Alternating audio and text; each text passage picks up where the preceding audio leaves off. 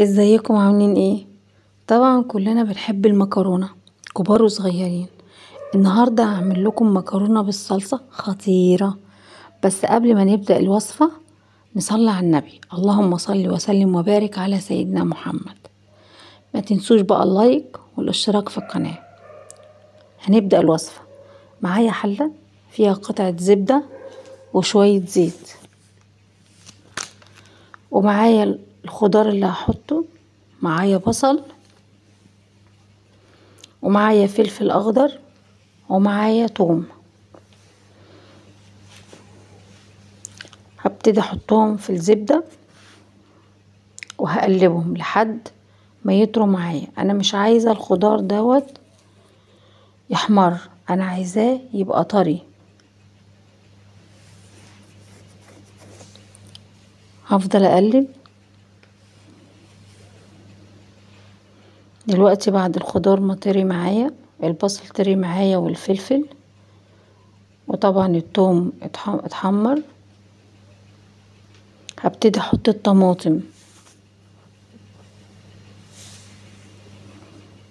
الطماطم دي يا جماعة لازما، طماطم المكرونة لازما تبقى متصفية،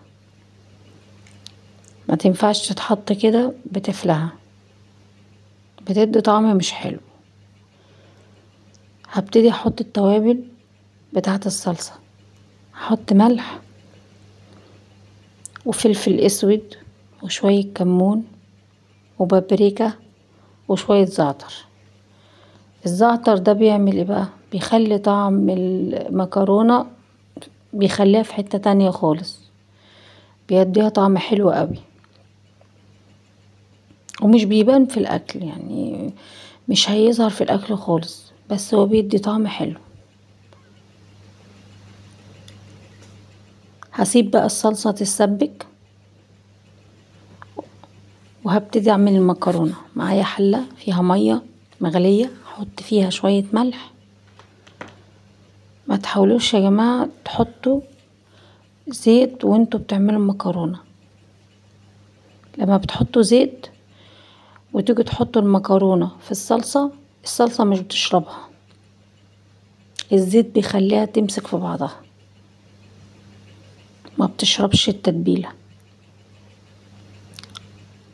بعد ما الصلصة اتسبكت، انا طبعا بسلق المكرونة، بس هسلقها بنسبة 90%. دلوقتي بعد المكرونة ما خلصت واتسلقت وصفتها من ميتها، هبدأ احطها على الصلصة واقلبها بالشكل اللي انتوا شايفينه. بس وانا بقلبها هجيب كبشة من مية السلق بتاعة المكرونة وهحطها على المكرونة والصلصة. ما اقولكوش بتبقى حلوة قوي، بتبقى جوسي قوي، علشان طبعا النشا بتاعة المكرونة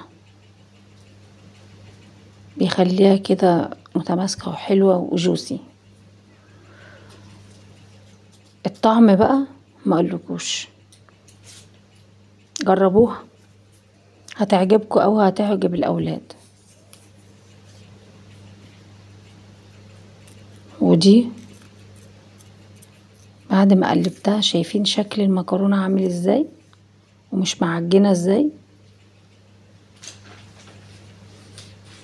هبدأ اغرفها،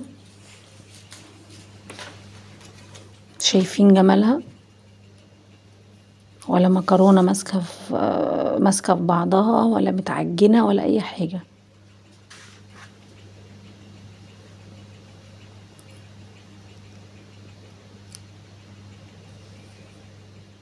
يا ريت تجربوها.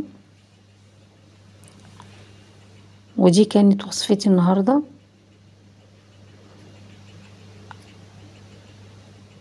كان معاكم مدام منى من مطبخ عالم الطبخ مع ليلي. يا ريت بقى يا جماعة لايك، الاشتراك في القناة عشان يوصلكم كل جديد.